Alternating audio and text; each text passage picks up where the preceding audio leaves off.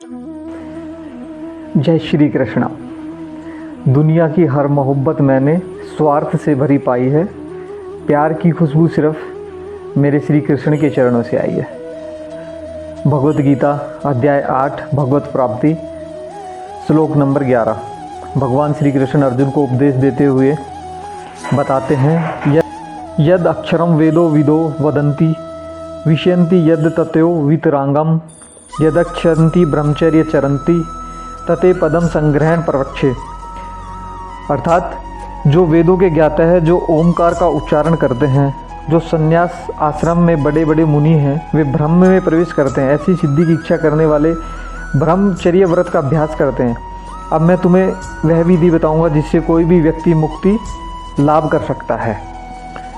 समस्त इंद्रिय क्रियाओं से विरक्त को योग की स्थिति अर्थात योग धारणा कहा जाता है।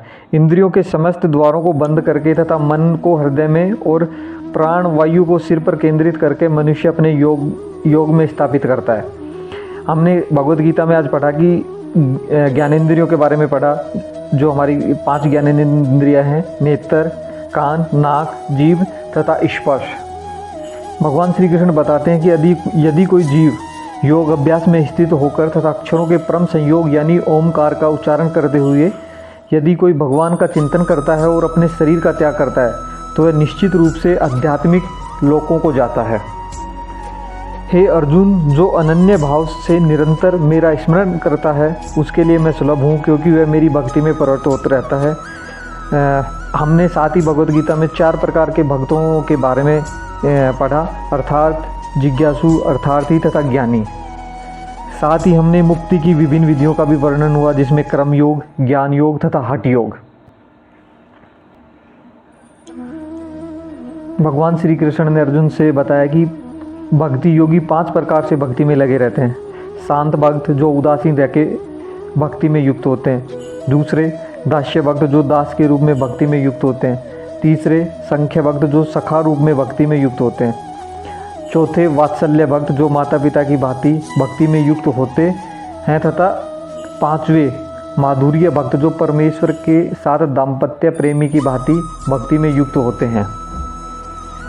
जो महापुरुष भगवान श्री कृष्ण को प्राप्त कर लेते हैं, वे कभी दुखों से पूर्ण इस अनित्य जगत में नहीं लौटते, क्योंकि उन्हें परम सिद्धि प्राप्त हो चुकी होती है। इस जगत में सर्वोच्च लोक से लेकर निम्नतम सारे लोग दुखों के घर हैं, जहाँ जन्म तथा मरण का चक्कर लगा रहता है। किंतु हे कुंती पुत्र, जो मेरे धाम को प्राप्त कर लेता वह फिर कभी जन्म नहीं लेता है।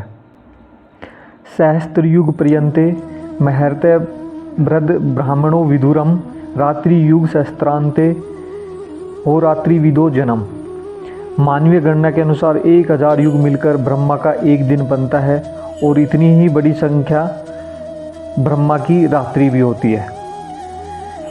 भगवत गीता में आज हमने चतुर्युग, सत्ययुग, त्रेतायुग, द्वापर युग तथा कली के 1000 चक्कर के होते हैं। सतयुग में सदाचार, ज्ञान तथा धर्म का बोलबाला रहता है, और अज्ञान तथा पाप एक तरह से नितांत अभाव होता है। सतयुग 17,28,000 वर्ष तक चलता है।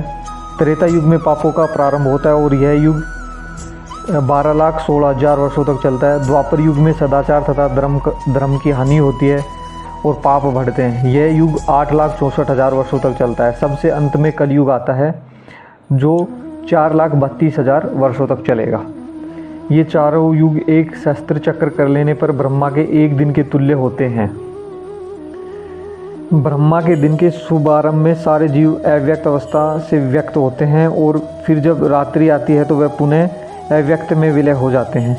जब जब ब्रह्मा का दिन आता है तो सारे जीव प्रकट होते हैं, और ब्रह्मा की रात्रि होती वह असहायवत विलय हो जाते हैं। इसके अतिरिक्त एक अन्य अव्यक्त प्रकृति है जो शाश्वत है और इस व्यक्त तथा अव्यक्त पदार्थ से परे है। यह प्रा और कभी न नाश होने वाली है। जब इस संसार का सब कुछ लय हो जाता है तब भी उसका नाश नहीं होता है। इस प्रकार भगवत गीता अध्याय 8 भगवत प्राप्ति के आज हमने 20 श्लोक कंप्लीट किए। जय श्री कृष्णा, राधे राधे, हर हर महादेव।